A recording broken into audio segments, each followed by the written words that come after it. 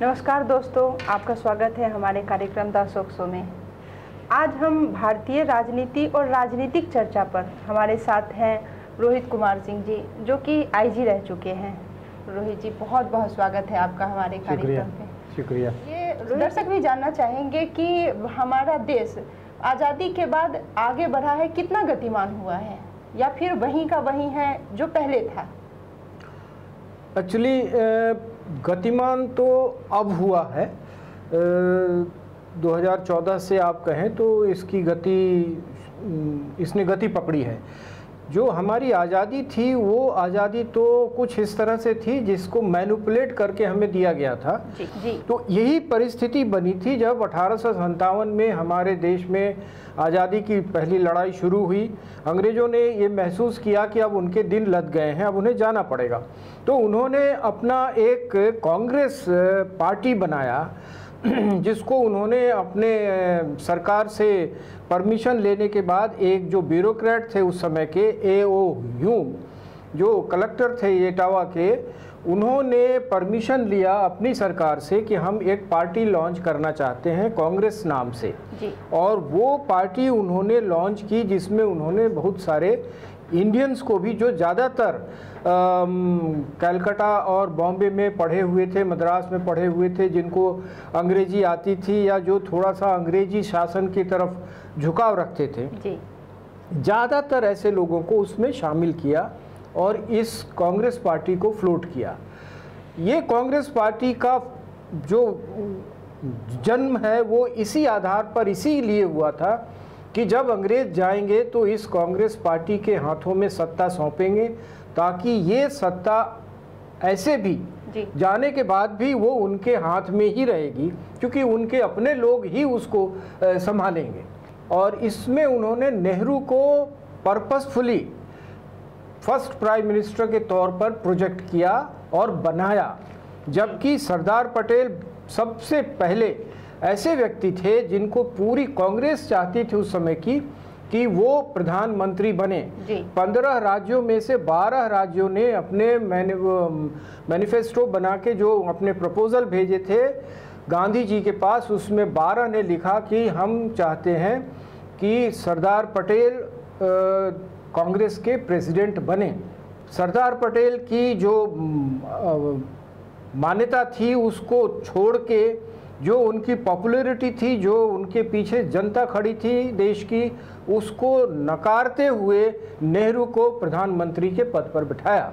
और नेहरू इस देश के लिए एक अभिशाप के तौर पर रहे और उन्होंने इस देश को आगे बढ़ाने की बजाय इतनी सारी प्रॉब्लम्स दी हैं जिसका आज तक हम निवारण नहीं कर पाए। बीच में रोकूंगी आपको। तो आप ये कहना चाहते हैं कि कांग्रेस के सरकार में जो भी कार्य हुए उससे देश का कोई भला नहीं हुआ? नहीं, ऐसा है। देखिए, कांग्रेस के राज में भला नहीं होने का मैं बात नहीं कर रहा हूँ। देखिए, जब भी कोई सरकार होती है तो कुछ ना कुछ तो कार्य करती ही है। कोई ऐसा तो नहीं है उसमें सिर्फ देशद्रोही बैठे हों, उसमें देश का भला चाहने वाले लोग भी होते हैं। तो काम तो होते ही हैं, लेकिन जैसा काम होना चाहिए था वैसा नहीं हुआ और हम उसके कारण अभी भी गिरते पड़ते, लुढ़कते लुढ़कते आगे बढ़ रहे हैं। तो आपके हिसाब से किस सरकार में देश के भलाई के लिए, देश के अच्छाई के लिए किस सरकार ने काम किया है?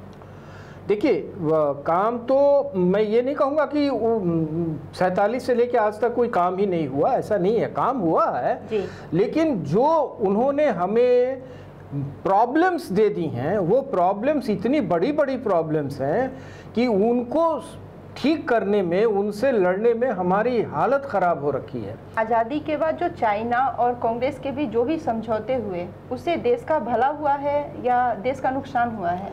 नहीं, चाइना, देखिए, खूनी क्रांति के बाद चाइना बना है। माओ त्से तुंग खूनी क्रांति के बाद चाइना के सर्वेसर्वा बने और उनका विश्वास, उन पर विश्वास करना एकदम असंभव है किसी के लिए।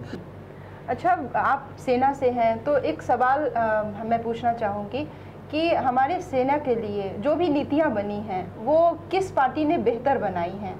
देखिए, आज की डेट में जो नीतियां बन रही हैं वो बेहतर हैं। इसमें कोई दो राय नहीं है जी। हालांकि फोर्स जो है ए पॉलिटिकल ऑर्गेनाइजेशन है, उसमें पॉलिटिक्स नहीं रहता जी। और फोर्स के लोग जो होते हैं वो अपने काम को करने में सक्षम भी होते हैं और उसमें जुटे भी रहते हैं, तो वो अपना काम करते हैं। लेकिन उनको इंफ्रास्ट्रक्चर तो सरकार के पॉलिसीज़ के बाद ही मिलती है। अगर सरकार उनको इंफ्रास्ट्रक्चर नहीं मिला देगी तो फिर वो कर क्या सकते हैं। अब हमें बॉर्डर पे जाना है और बॉर्डर जाने के लिए हमारे पास रास्ते नहीं हैं, तो हम क्या कर सकते हैं? पैदल जाएंगे तो जो हमारी जाने की गति है वो स्लो हो जाती है, जो हमारे समय लगना चाहिए वहाँ जाने में वो कई दिन लग जाते हैं। मैं तो डिफिकल्ट एरिया में रहा हूँ, हमारे पोस्ट ऐसी जगहों पर होते थे जहाँ जाने में हमें पैदल जाते थे 2-2 दिन 3-3 दिन लगते थे जी। तो हम जब रास्ते ही नहीं होंगे तो फिर हम वहाँ पहुँचेंगे कैसे? पर इससे पहले भी बीजेपी की सरकार तो इससे पहले भी रही है, अटल बिहारी वाजपेयी जी रहे हैं, उससे पहले भी बीजेपी की सरकार आई है। तो अब सिर्फ आप कहना चाह रहे हैं कि अभी जो 2014 से जो सरकारें बनी है बीजेपी की, उसमें ही सेना के लिए बेहतर काम हुआ है? देखिए, बेहतर काम सेना के लिए ना करने वाला तो कोई सरकार नहीं है कि वो कह दे कि हम ना करेंगे, लेकिन दिखावा करें और काम ना करें ऐसा बहुत होता रहा है जी। और सेना के लिए देखिए, A.K. एंटोनी ने पार्लियामेंट में कहा कि हमारी पॉलिसी ये थी कि हम बॉर्डर एरिया में डेवलपमेंट वर्क नहीं करेंगे, रोड नहीं बनाएंगे। ये सबसे बड़ा डिफेंस है, क्योंकि चाइना को रहेगा कि यहाँ कुछ डेवलपमेंट हो ही नहीं रहा तो ये कुछ कर ही नहीं सकते।